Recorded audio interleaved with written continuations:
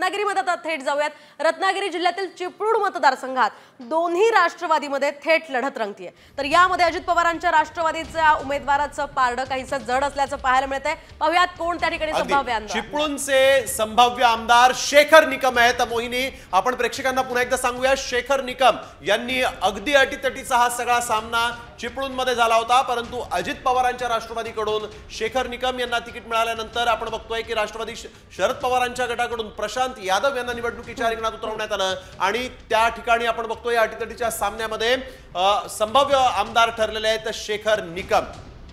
एकूणच शेखर निकम हे संभाव्य आमदार असण्याची नेमकी काय कारणं आहेत हे जाणून घेऊयात आमच्या प्रतिनिधींकडून। थेट जाऊयात अमोल कले आपले प्रतिनिधी यांच्याकडे। अमोल, काय सांगाल या ठिकाणी शेखर निकम यांची या ठिकाणी का वर्णी लागू शकते, का त्यांचा विजय होऊ शकतोय?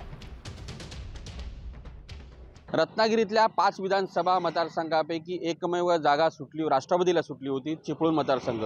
आणि या चिपळूण मतदारसंघामध्ये राष्ट्रवादी वर्सेस राष्ट्रवादी अशीच लढत या मतदारसंघामध्ये पाहायला मिळाली। या मतदारसंघामध्ये 69.4 इतकं मताधिक्य झालेलं आहे आणि राष्ट्रवादीचे उमेदवार शरद पवार गटाचे उमेदवार जे आहेत ते प्रशांत यादव, त्याचबरोबर अजित पवार गटाचे उमेदवार जे आहेत ते शेखर, जे विद्यमान आमदार आहेत, या दोघांमध्ये अत्यंत चुरशीची लढत या मतदारसंघामध्ये पाहायला मिळाली।